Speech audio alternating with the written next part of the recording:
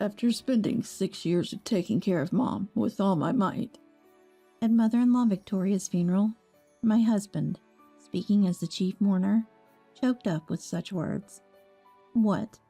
Who does he think he's kidding? Pressing a handkerchief to my eyes, pretending to wipe away tears that wouldn't come, I watched my husband stand before the microphone with a look of disdain. I fumbled in my pocket to make sure of something I had hidden there. Is it about time? I wonder. The facade of the poor son who lost Mom after years of caregiving was about to be peeled away. It was 6 years ago that my husband suddenly declared we'd live with Victoria. Mom's fallen ill. She'd be anxious, alone, so I'll take care of her at home. That's how the life of caring for Victoria began, with those words from my husband. Fortunately, we didn't have children and had enough room, so it was easy to welcome Victoria. Having lost my parents in a car accident early in life, I wanted to do my best for Victoria, but it seemed I was the only one who thought that way. I'll be late again today, so please take care of Mom. Again? What are you doing out so late every day? Work, obviously. You've never done this before. And after all, you were the one who insisted on living with Victoria. Now you're dumping all the caregiving on me? What's your plan here? If we put her in a facility, it'll cost money, right? It's free if you do it. Is that why you brought her home? Shut up, will you? Women should be more comfortable together, right? My husband, unapologetically blunt, his involvement in Victoria's case was nil, and days when he wouldn't return home until it was already the next day increased. 2 months into the cohabitation, I was exhausted from the unfamiliar caregiving. Meanwhile, my husband's skin appeared healthier. Approaching 50, he started using cologne he never wore before, setting his hair while humming tunes each morning, practically announcing an affair. You know, can't you tidy up a bit more? Aren't you embarrassed going around in those dirty, rag-like clothes without even putting on makeup? How can I find time for makeup when I'm caregiving from morning till night? I have to choose clothes that are easy to move in. Whose fault do you think this is? Don't yell. It's only natural for a wife to take care of her husband's mom. That's ridiculous. Besides, Victoria never listens to me. She's always demanding just like her son. Unbelievable. Proud Victoria couldn't stand being cared for by someone else, resulting in frequent arguments. She never once thanked me. But venting my frustration on my husband only irritated him further. He began complaining about the meals I prepared, eventually not eating them at all.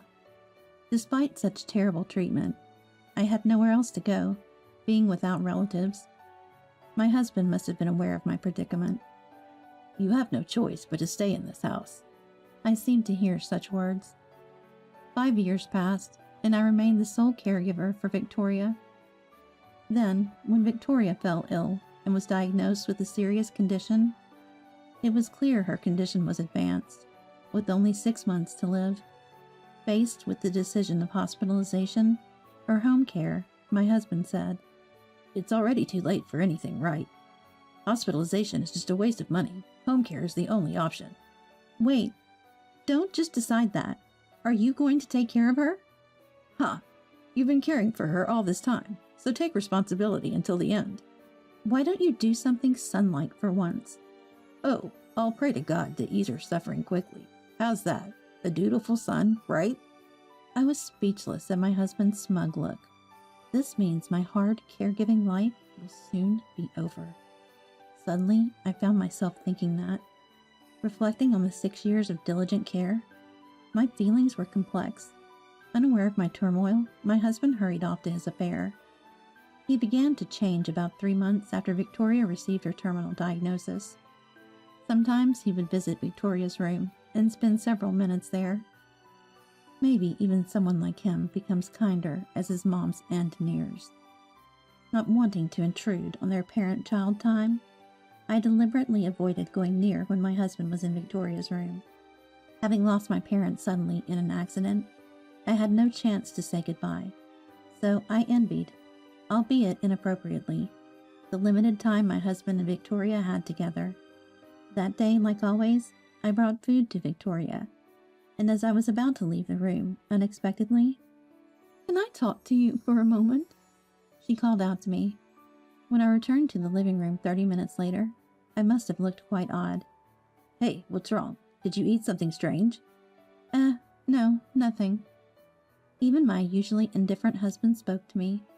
Lacking confidence to stay calm, I said, "I'm going out for some shopping," and hurriedly left the house. Walking down the street, I couldn't help but remember the conversation in Victoria's room and struggled to hold back tears. Victoria passed away 4 months later. A year had gone by since her terminal diagnosis. Even knowing the end was near, witnessing someone's final moments is mentally taxing. I kept myself together by busying with funeral arrangements and contacting relatives, yet my husband only said, "Make the funeral the cheapest one," and didn't lift a finger to help. To make matters worse, "Where's my mourning suit?" he started asking. "You're the chief mourner. Get it together." "Huh? Just leave the funeral proceedings to the professionals. All I have to do is give a speech." "That's true, but what's with your attitude? Your mom just died. Can't you show a little sadness?" I raised my voice in frustration, and he just snorted. "Nah, I'm only feeling joy." "Excuse me?" "I mean, it's about time. She was given 6 months, but she just kept living, you know?" I was speechless at his outrageous words. Realizing it was futile to argue, I was about to leave when he suddenly exclaimed, "Oh, right. I exaggerated, Yes, this. All that's left is your signature." and slammed divorce papers he had pulled from a drawer onto the table. "Man, I'm finally able to submit this. The nuisance mom is gone, and you, the caregiver, are no longer needed." "So you want a divorce?" "Obviously. There's a younger, prettier woman waiting for me. Let's end all this hassle at once." It seemed both Victoria's funeral and our marriage were just inconveniences to him. My silence must have seemed like an agreement, and his excitement only grew. "Ah, and you might know, but Mom, despite appearances, had saved quite a bit of money." "Is that so?" "Yeah, and as her only son, I'll inherit everything. There's nothing for you." "You and Mom didn't get along, right? Wouldn't want to trouble her spirit by giving her wealth to someone she disliked." "Can we talk about the divorce after Victoria's funeral at least?" That was all I could muster in response to his smug monologue. After that, "I did give you the divorce papers, remember?" he said, and left the room. Victoria's funeral proceeded solemnly, witnessed by relatives, leading up to the final eulogy. My husband stood before the microphone with a solemn expression, gazed at Victoria's portrait for a while, then deeply bowed to the attendees. "Thank you all for joining us today at my mom's funeral." He began his speech with a trembling voice, bringing a handkerchief to his eyes, eliciting soft sobs from the attendees. After a lengthy silence, he resumed speaking. Since everyone knew Victoria had been bedridden, he mentioned her battle with illness in his speech. And then he said something unbelievable as his closing remarks. "For 6 years since Mom's illness was diagnosed, I've been taking care of her. But unfortunately," he choked up again, pretending to hold back tears, and looked down. What? Which mouth of his is saying this? The relatives, unaware that my husband had dumped all the caregiving on me. The atmosphere in the hall grew even more sorrowful. Is it about time? I wonder. I reached into my pocket and slowly took out something I had hidden. The tragic hero. The poor son who lost Mom after years of caregiving could only play his part until now. It was time to signal my counterattack. "Ladies and gentlemen attending, may I share a message from the deceased Victoria?" I suddenly stood up from my seat and shouted, causing both my husband and the relatives to look at me in surprise. But undeterred, I held up the voice recorder I had taken from my pocket and pressed the play button. As Victoria's recorded voice filled the silent hall, the atmosphere completely changed. "Thank you, everyone, for coming today. Is my son properly giving his eulogy as the chief mourner?" He's probably lying about having taken care of Mom all by himself." Victoria's words made the relatives exchange glances and frown at my husband. "What are you doing? Stop it right now. This is a funeral." "Oh, but there's more to hear. This was requested by Victoria, today's main character." "Huh?" "She wanted this recording to be played during the chief mourner's speech. Now just listen quietly, please." Ignoring any objections, I pressed the play button again, and what followed was the truth about what had happened in our home. The fact that I had been the one caring for Victoria. My husband hadn't helped at all. Instead, he had been harsh to me and frequently visited his mistress. My husband's face stiffened for a while, but then he suddenly burst out laughing and began to wear a sarcastic smile. Then, with an exaggerated gesture, he spread his arms wide and addressed the relatives. "Everyone, you're not actually believing the words of an old woman, are you? Actually, in the past 2 months, Mom started saying all sorts of nonsensical things." "How dare you say such things?" Well, you two, taking the ramblings of a senile old woman seriously and spouting such nonsense in front of relatives." "How can you speak so of your own mother?" "Oh, I see. You're trying to win over the relatives here to snatch the inheritance I'm supposed to get from Mom." "What?" "Too bad for you. I already told you yesterday. You won't get a penny of Mom's inheritance." I couldn't bear his ranting any longer. It was time to play my trump card. "Unfortunately for you, you won't receive a single penny of Victoria's inheritance." "What do you mean?" "Victoria disinherited you. Understand? You have no right to her inheritance. It's written in the will I gave to the lawyer, and it's also recognized by the court." "That's a lie, right? Then who gets the inheritance?" "According to Victoria's will, I'm the sole inheritor." "You? That's despicable. How did you? Did you threaten Mom to make her do this, you heartless woman?" "Who's the heartless one here?" I shouted, tears brimming in my eyes, causing even my husband to flinch momentarily. He couldn't possibly understand why I was crying. I stared at him and pulled out a cell phone from my bag. "This is the cell phone Victoria used. If you listen to the recording data here, you'll understand why the court approved your disinheritance." "Hey, what is that?" I turned up the phone's volume to the maximum and played it so the relatives could hear.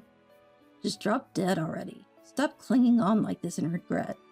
Hey, your 6 months are long overdue, right? If your time hasn't come yet, why don't you go yourself?" The recording played hideous words, unbearable to the ear. Not just that, but it also captured sounds of my husband hitting Victoria and throwing things at her. For a few months, I was somewhat happy to see you going to Victoria's room. I thought, he's a son after all.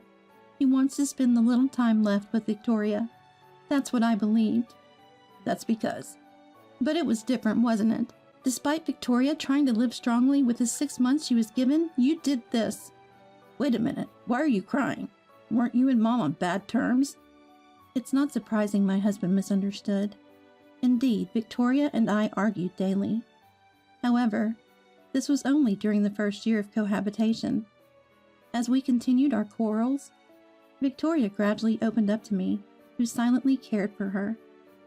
By the 3rd year, I even confided in Victoria about my husband's affair, but we continued to pretend to be on bad terms in front of him on Victoria's advice. Victoria, upset by his infidelity and the fact that he left the caregiving to me alone, adamantly stated she didn't want him to inherit anything. You thought Victoria and I were on bad terms, so you threw such terrible words at her without hesitation, thinking they wouldn't reach me. You were just dancing to Victoria's tune." "You sneaky—" "But why? You knew she had limited time left. Why did you have to push Victoria like that?" That was my first question after hearing the mobile recording from Victoria. If he hadn't done that, he might not have been disinherited. But that question was answered by my husband's unbelievable confession.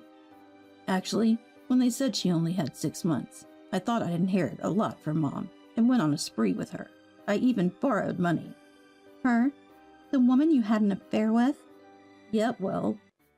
Disgusting. But Mom lived past the 6 months, and the deadline for repaying the loan was approaching. I was panicking, too. I was utterly disgusted by how rotten he was. As I looked at him coldly, he suddenly changed his attitude and began pleading with me. Hey, you haven't filed that divorce application yet, right? Let's not break up. What are you saying now? It's decided we'll divorce. Victoria's will even says I should divorce you after the funeral. Please rethink it. Without the inheritance, I have no way to repay the loan. Help me. As I struggled to shake off my husband, who clung to my feet with a pitiful face unlike anything I'd seen before. Enough is enough, one of the relatives shouted. Following that, everyone at the venue started condemning my husband. No one was on his side anymore. He was carried out by 2 or 3 relatives. A month after Victoria's funeral, I finished all the inheritance procedures and divorced my husband. I filed for a $20,000 security deposit for the divorce lawsuit against both my husband and his mistress. Apparently, the woman was a colleague from his company, and after their relationship was exposed, they both resigned due to discomfort. Moreover, due to the uproar, my husband was disowned by the relatives and lost all support. Now he lives with his abandoned mistress, working from morning till night to pay the divorce lawsuit security deposit and the debts from their extravagant lifestyle. As for me, I used part of the inherited wealth to build a grand tombstone for Victoria. On the monthly death anniversary, I bring Victoria's favorite flowers, and reporting my daily life has become my pleasure. Victoria, I too eventually want to join you in this tomb. That's okay, right? Imagining Victoria with a troubled smile on her face, I couldn't help but smile myself.